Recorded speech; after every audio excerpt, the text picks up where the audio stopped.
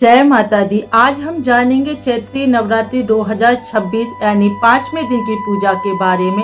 5वें दिन की पूजा कैसे की जाती है, कौन सी माता की पूजा होती है और हमें क्या करना चाहिए, कैसे करना चाहिए ताकि माता रानी का आशीर्वाद हमारे परिवार पर बना रहे और हमें सुख समृद्धि सुख शांति प्राप्ति हो, हमारे घर में किसी चीज की कमी ना हो, हमारी सभी मनोकामनाएं पूर्ण हो। कौन से मंत्र का जाप करना चाहिए जिससे माता रानी प्रसन्न हो। तो बने रहिए अंत तक, जानते हैं कि माता रानी को कैसे प्रसन्न करना है कि हर किसी की किस्मत बदल जाए, किस हिसाब से माता की पूजा करें। माता रानी का आशीर्वाद पाना चाहते हैं तो कमेंट में जय माता दी अवश्य लिखें ताकि माता रानी आप सब पर अपना आशीर्वाद बनाए रखें, आपकी खाली झोलियां भर दे। चैत्री नवरात्रि 2026 में 5वें दिन यानी 23 मार्च को 2026 माँ दुर्गा के 5वें स्वरूप यानी स्कंद माता की पूजा की जाती है।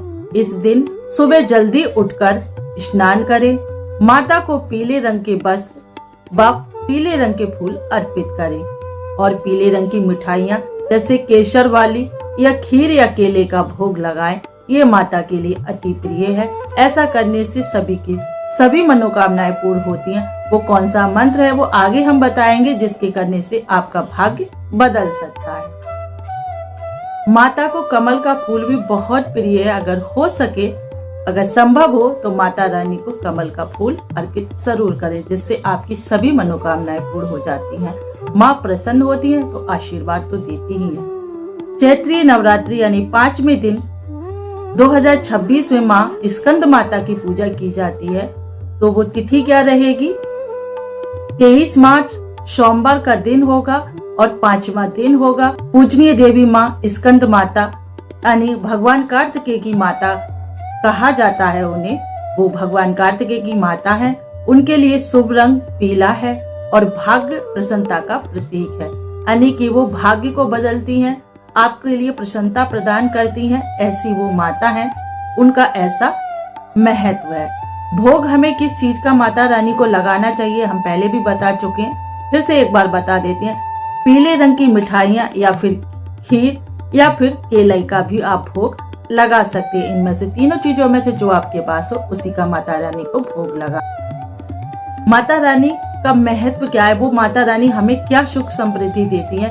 तो संतान की प्राप्ति होती है, सुख प्राप्ति होती है। जिन लोगों के लिए संतान की प्राप्ति नहीं होती वो इस दिन माता स्कंद माता की पूजा करें। एकाग्रता का विशेष ध्यान रखें, एकाग्रचित होकर माता की पूजा करें। हर चीज तभी संभव होती है कि आपके भाव सच्चे होने चाहिए, भाव में वो भावना होनी चाहिए। तो कुछ भी करो वो सब कुछ संभव होता है। माता रानी अवश्य प्रसन्न हो जाती। चलिए थोड़ी सी पूजा विधि पर और नजर डाल देते हैं कि किस प्रकार से हमें पूजा करनी चाहिए। तो सुबह जल्दी उठकर स्नान करें, पीले वस्त्र धारण करें क्योंकि माता को पीले रंग पसंद है। माता स्कंद माता की प्रतिमा को गंगा जल से शुद्ध करें और पीले फूल या पीले वस्त्र माता को अर्पण करें। जहाँ भी आपने पूजा स्थल बनाया है वहाँ स्कंद माता की फोटो या तस्वीर को विराजमान करें। आपने अगर चौकी लगाई है तो उस चौकी पर माता स्कंद माता की तस्वीर या मूर्ति को स्थापित करें। गंगा जल से उन्हें स्नान कराएं या फिर पंचामृत से भी स्नान करा सकते हैं। उसके बाद आप उनकी पूजा करें।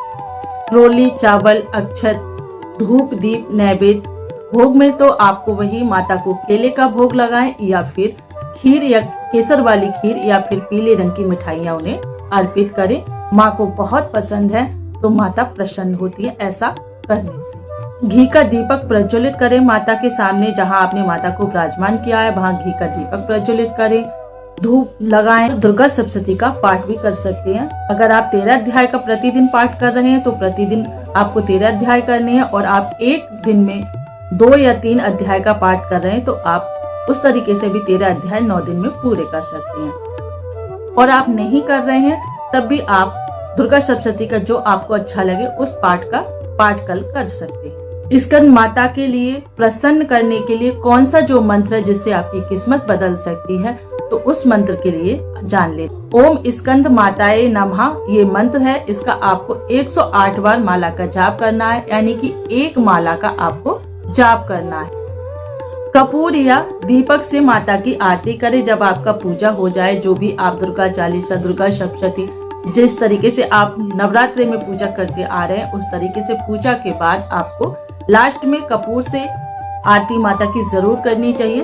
उससे घर में शुद्धि होती है, नकारात्मक ऊर्जा दूर होती है, अच्छे प्रभाव बनते हैं। पूजा के विशेष लाभ क्या है, जो हम एक बार और नजर डालते हैं। स्कंद माता की पूजा से निसंतान लोगों को संतान मिलती है।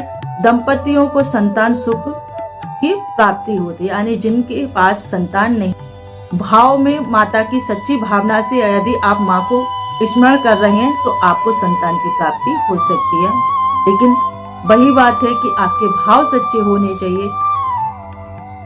भावना अगर सच्ची है तो माता रानी हर चीज को प्रसन्न होकर आशीर्वाद दे ही देती है।